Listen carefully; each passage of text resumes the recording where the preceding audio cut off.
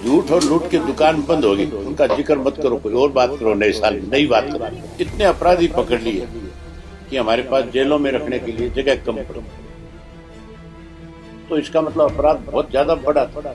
सरकार तो केवल एक काम में लगी, एक साल की एक और उपलब्धि है सरकार, कॉलोनियों की भरमार कर दी।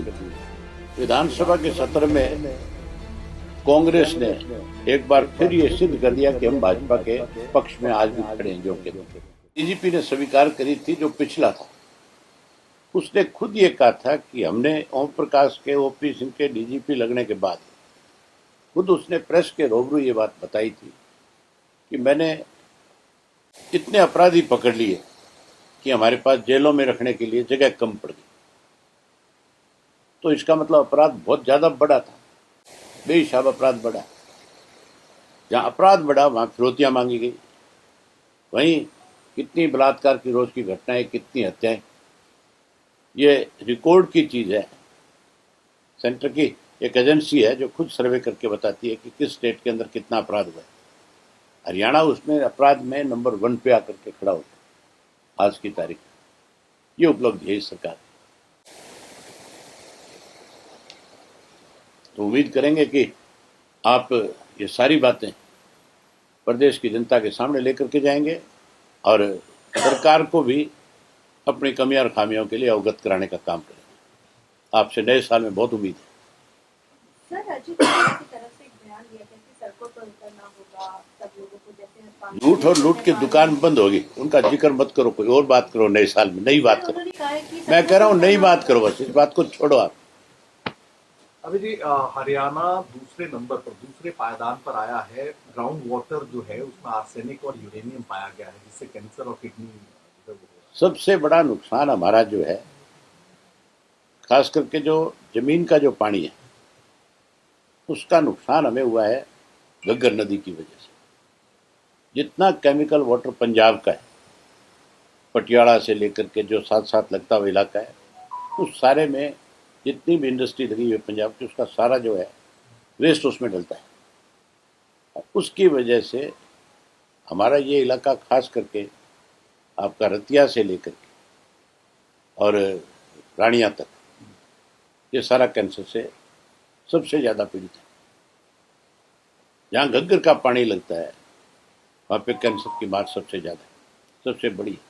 सरकार एक तो उस इलाके में कोई रोकथाम नहीं कर रही। दूसरा, जो हमारा दिल्ली के बाद आपका होटल तक का एरिया है, मेवात का इलाका है, वहाँ पे भी केमिकल वाटर जाता है, दिल्ली की इंडस्ट्री का वेस्ट जाता है सारा का सारा।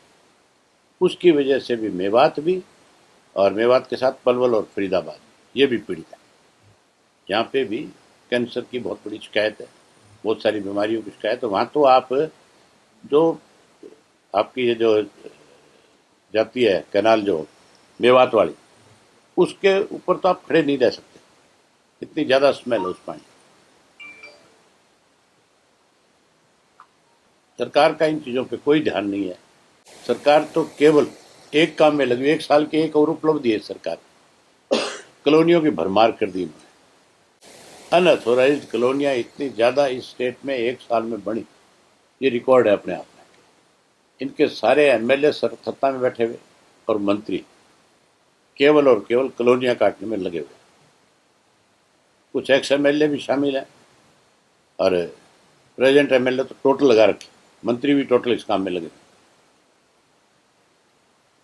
सर, विधानसभा सत्र हुआ था 3 दिन का, किस तरीके से देख रहे हैं? विधानसभा के सत्र में कांग्रेस ने एक बार फिर ये सिद्ध कर दिया कि हम भाजपा के पक्ष में आज भी खड़े हैं। जो कि वो सरकार के खिलाफ अविश्वास प्रस्ताव ले आए थे, और जो अविश्वास प्रस्ताव लाने वाले थे वो खुद एब्सेंट थे।